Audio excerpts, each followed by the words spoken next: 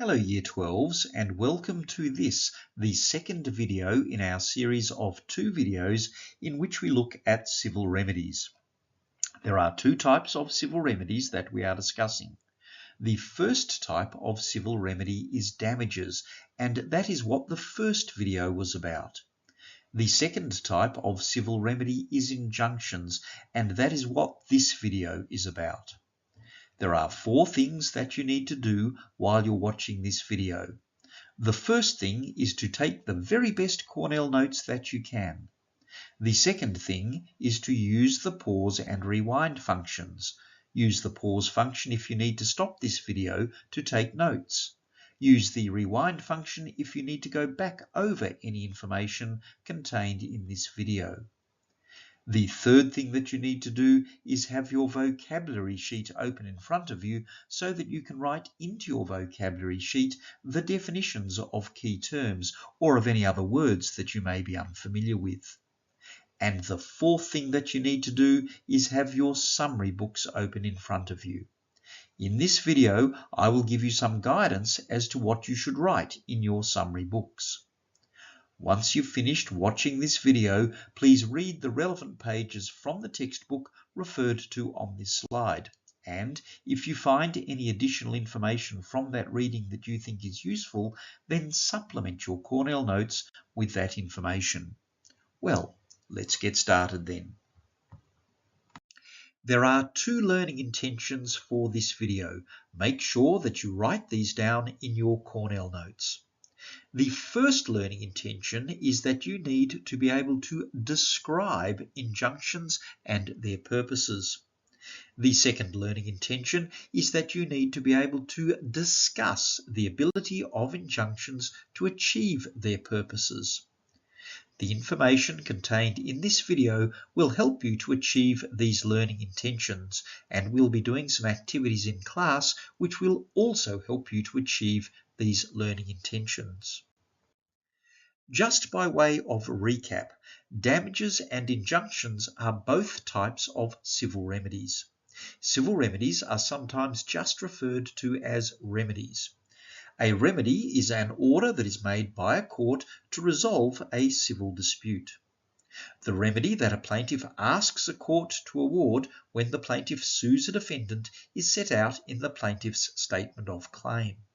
A statement of claim is a document that the plaintiff serves on the defendant when the plaintiff is suing the defendant for a civil wrong.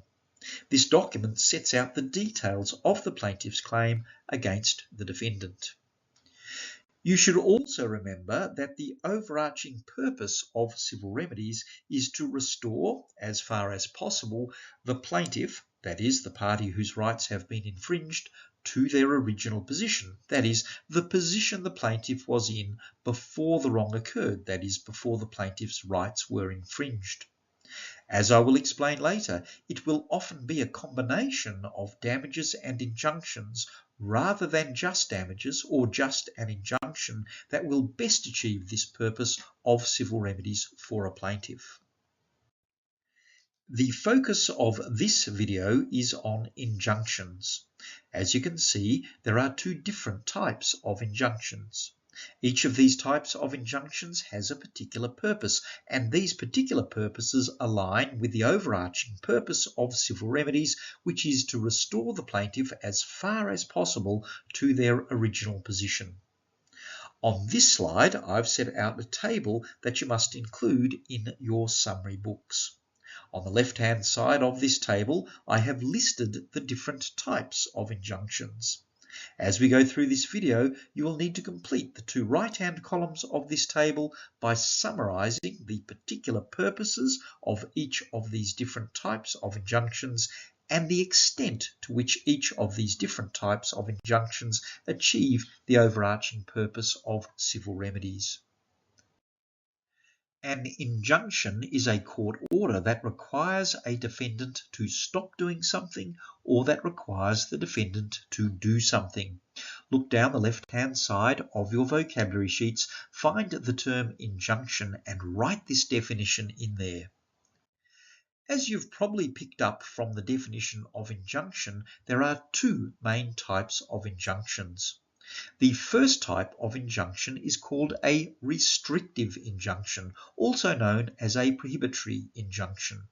A restrictive or prohibitory injunction is an injunction that requires a defendant to stop doing something, that is, to stop causing loss. The purpose of a restrictive or prohibitory injunction is therefore to require a defendant to stop causing loss to the plaintiff. Look down the left-hand side of your vocabulary sheets, find the term restrictive or prohibitory injunction and write this definition in there. Then write the purpose of a restrictive injunction in the middle column of your summary book table. An example of where a restrictive injunction would be appropriate is where a developer proposes to demolish a heritage building and the local council believes that the developer doesn't have the right to demolish that building. In such a case, the council might be able to persuade a court to grant a restrictive injunction, that is, an injunction that stops the developer from demolishing the heritage building. Now, remember that the overarching purpose of civil remedies is to return the plaintiff as far as possible to their original position. Unlike damages, restrictive injunctions do not achieve this purpose through the payment of money, but through ordering the defendant to stop doing something. A restrictive injunction orders the defendant to stop doing something that is causing loss to the plaintiff. In this way, a restrictive injunction tries to restore the plaintiff to their original position by preventing the defendant from causing further loss to the plaintiff. A restrictive injunction will achieve this purpose perfectly where the defendant is stopped before they can cause any loss to the plaintiff.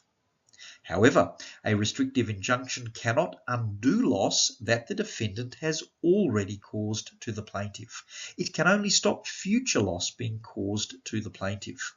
So, where the defendant has already caused loss to the plaintiff, a restrictive injunction cannot perfectly restore the plaintiff to their original position. Summarize what I've just said about the extent to which restrictive injunctions achieve the overarching purpose of civil remedies in the right-hand column of your summary book table. The reference to extent means that you have to explain how restrictive injunctions do achieve this overarching purpose of civil remedies, as well as the limitations on the ability of restrictive injunctions to achieve this overarching purpose. The other type of injunction is a mandatory injunction. A mandatory injunction is an injunction that requires a defendant to do something, that is, to rectify or fix up some loss. Look down the left-hand side of your vocabulary sheets, find the term mandatory injunction and write this definition in there. The purpose of a mandatory injunction is therefore to require a defendant to rectify a loss that the defendant has caused to the plaintiff. Write this purpose in the middle column of your summary book table. An example of where a mandatory injunction would be appropriate is where a factory is polluting a river by pouring chemicals into it, and these chemicals flow downstream and contaminate the water that is drunk by a farmer's cows. In such a case, the farmer might be able to persuade a court to grant a mandatory injunction, that is, an injunction that requires the factory to clean up the pollution in the river. Again, remember that the overarching purpose of civil remedies is to return the plaintiff as far as possible to their original position. Unlike damages, mandatory injunctions do not achieve this purpose through the payment of money, but through ordering the defendant to do something. A mandatory injunction orders the defendant to do something to rectify the loss that the defendant has caused the plaintiff. In this way, a mandatory injunction tries to restore the plaintiff to their original position by requiring the defendant to undo the loss that the defendant has caused to the plaintiff. A mandatory injunction will achieve this purpose perfectly where the defendant can do something that totally undoes the loss the defendant has caused. However, a mandatory injunction cannot undo loss that has not yet occurred. For example, it cannot stop a developer from demolishing a heritage building. In addition, in some cases, there might be nothing that a defendant can be ordered to do that will rectify the loss that the defendant has caused to the plaintiff. For example, a defendant who has injured a plaintiff by negligently causing a car accident cannot realistically be ordered to give the plaintiff medical treatment to fix the plaintiff's injuries. So, where the defendant has not yet caused loss to the plaintiff or cannot rectify any loss that the defendant has caused to the plaintiff, a mandatory injunction cannot perfectly restore the plaintiff to their original position. Summarize what I've just said about the extent to which mandatory injunctions achieve the overarching purpose of civil remedies in the right-hand column of your summary book table. The reference to extent means that you have to explain how mandatory injunctions do achieve this overarching purpose of civil remedies, as well as the limitations on the ability of mandatory injunctions to achieve this overarching purpose.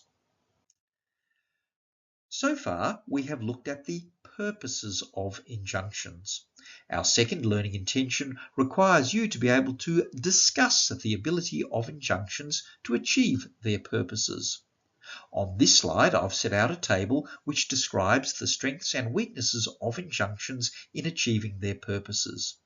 You could use this table to assist you to answer a question which requires you to discuss the extent to which injunctions achieve their purposes. Because this is a discussion, when you're contrasting strengths against weaknesses, you will be using words such as however, on the other hand, in contrast, while, and whereas. Now, I have numbered the items in this table in the order that I would refer to them if I was to answer such a question. Please include this table in your summary books together with any other notes on the table that you need to understand it. Starting off with restrictive injunctions can stop a defendant from causing loss to a plaintiff. On the other hand, a restrictive injunction is of no use where a defendant has already caused loss to the plaintiff. This is because the loss has already occurred, and so there is nothing that can be done to prevent that loss. Going back to the example of the developer and the heritage building, if the builder has already demolished the heritage building, then a restrictive injunction will be of no use because there is no loss that can be stopped. The loss, that is, the destruction of the heritage building, has already occurred.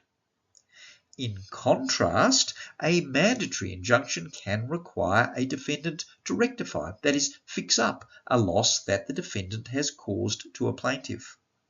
However, a mandatory injunction is of no use where the loss has not yet occurred, or the loss has occurred but the defendant cannot rectify the loss. Going back to the example of the factory polluting the river, if the factory has not yet poured chemicals into the river but is only proposing to do that in the future, then there is no loss that can be rectified or fixed up. The loss, that is the contamination of the cow's drinking water, has not yet occurred. And going back to the example of the defendant negligently injuring the plaintiff in a car accident, the defendant cannot rectify or fix up the loss, that is, the plaintiff's injuries. Only a doctor can do that. In addition, there may be some cases in which the payment of money, that is, the payment of damages to the plaintiff, would be better for the plaintiff than an injunction. Again, going back to the example of the factory polluting the river, if the contamination of the river has actually killed the farmer's cows, then a mandatory injunction that requires the factory to clean up the pollution will not compensate the farmer for the dead cows. Instead, the farmer will want to be paid money, that is, damages equivalent to the value of the cows that have died. The final point relates to restrictive injunctions.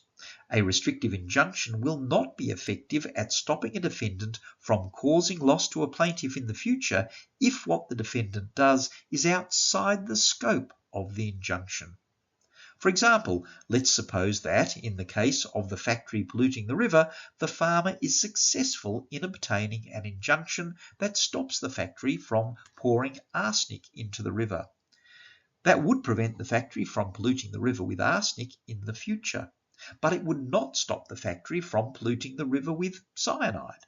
So that's an example of where the defendant might still continue to cause loss to the plaintiff because what the defendant is doing is outside the scope of the injunction. Thinking back over both the first video and this video, you can see that damages and injunctions have both strengths and weaknesses in their ability to achieve the overarching purpose of civil remedies, that is, to restore a plaintiff as far as possible to their original position.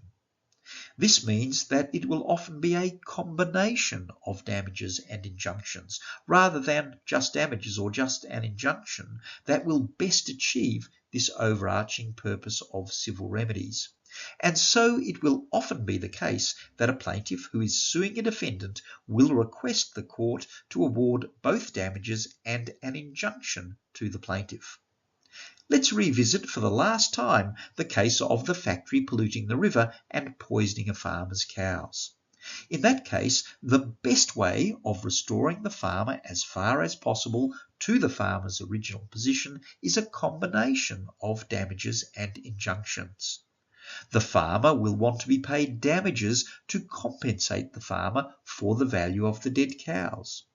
The farmer will want a mandatory injunction that requires the factory to clean up the pollution that the factory has poured into the river.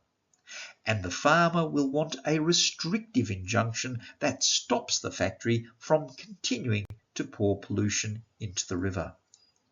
This is a very good point to remember for a SAC or exam. Well, that brings us to the end of this video. As a result of watching and taking notes on this video, you should now be able to do two things.